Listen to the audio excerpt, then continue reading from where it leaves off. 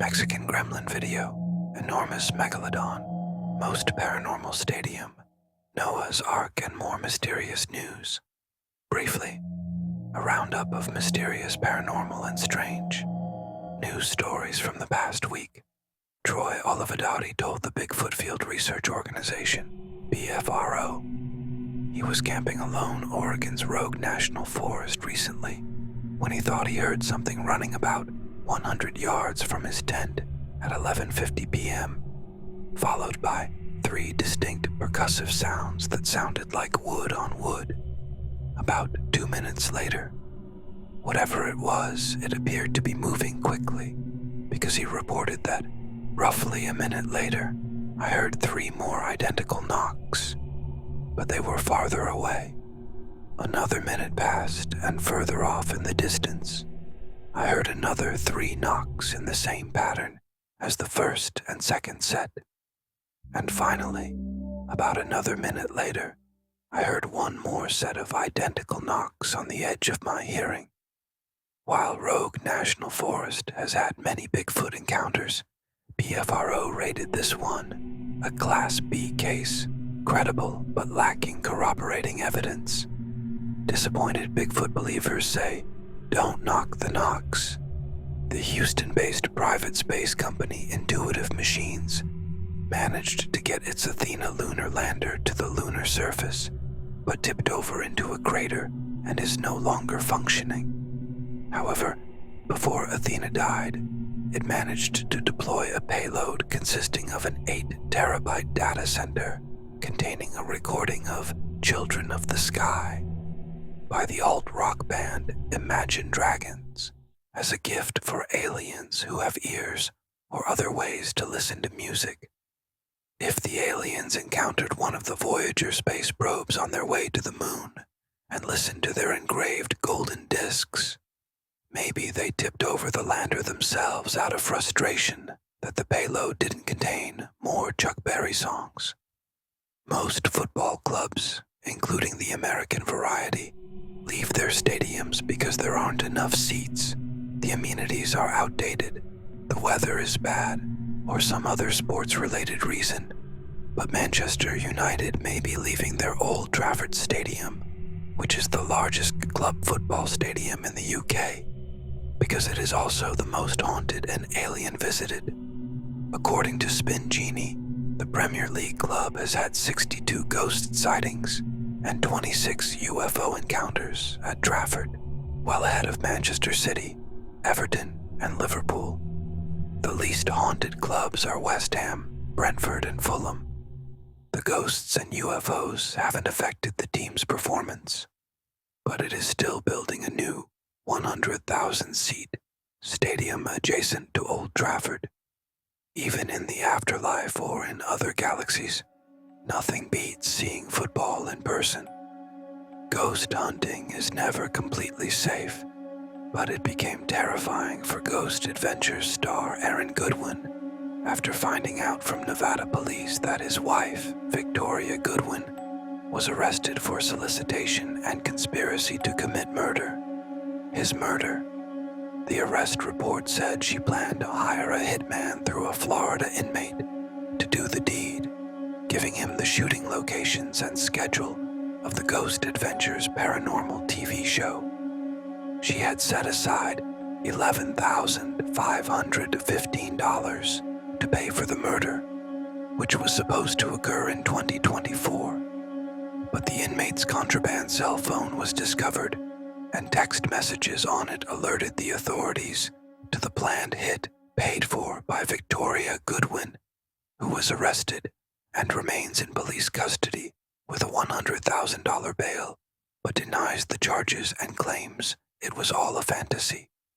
Remember, crime doesn't pay, and humans are way more dangerous than ghosts.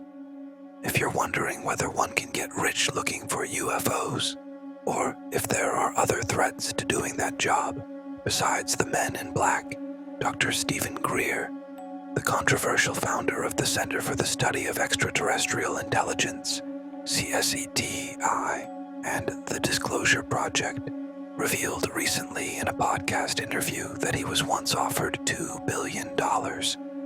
Yes, that's billion with a B, to stop talking about aliens and UFOs to the public. Greer says the offer came in the early 90s from General Albert Stubblebine, who at that time was the head of Special Forces and Army Intelligence, who allegedly offered Greer $2 billion if I would join his team and not do what I've been doing. Greer was in his 30s at that time and a young medical doctor, so he definitely considered it, as did his wife, who he says was also approached by Stubblebine. When questioned about this unbelievable claim, Greer said, "Put me under lie detector, ask my wife or whoever we're having our 46th anniversary this year. That's what happened." General Stubblebine died in 2017, so the claim can't be verified. If anybody is making those kinds of offers today, the line will wrap around Washington, D.C. twice.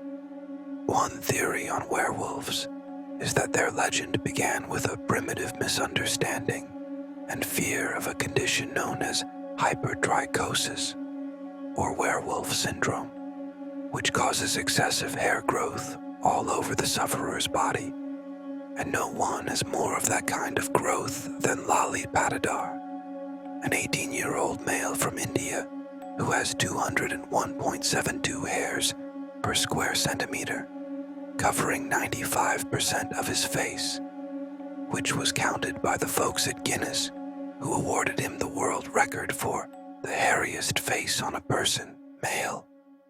Lali says, "I like how I am, and I don't want to change my look."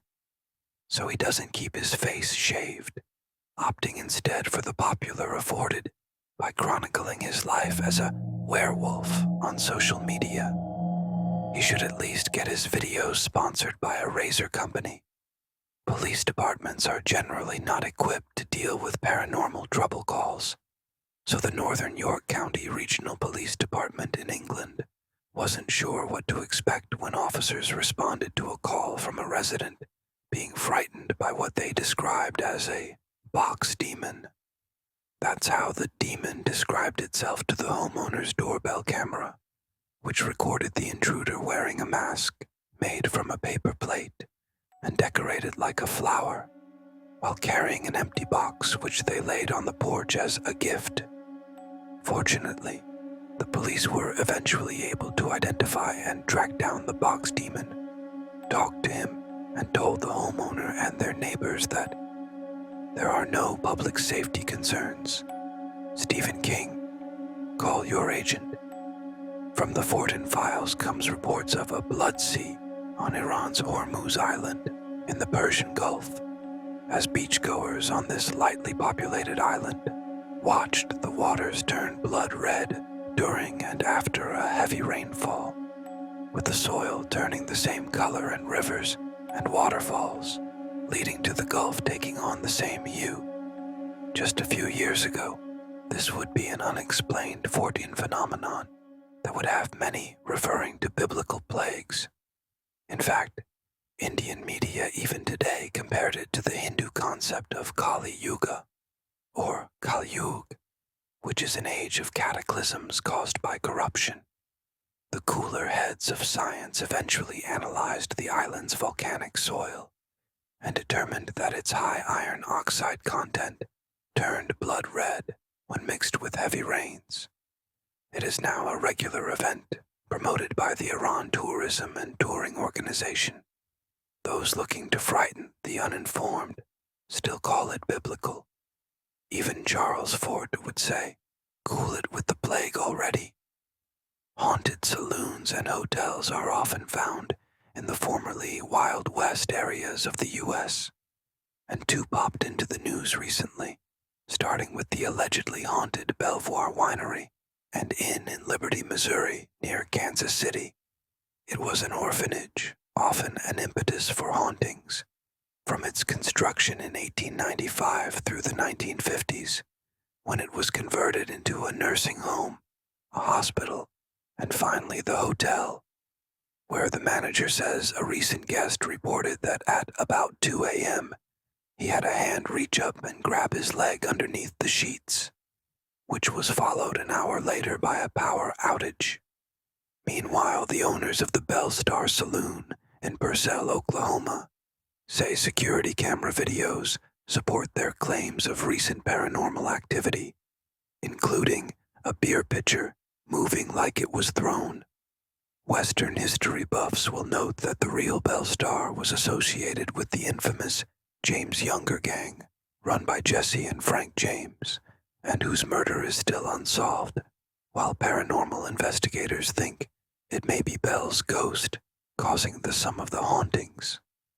Will our grandchildren entertain themselves with tales of haunted Airbnbs? Stonehenge is getting ready for its annual media attention and festivities during the spring equinox.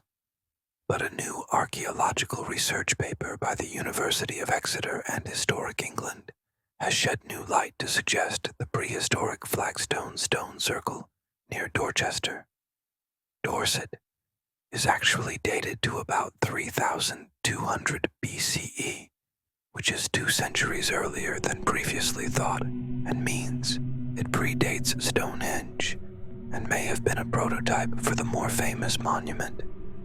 The researchers also found charcoal and human and animal remains, which put human activity in the area back to around 3650 BCE.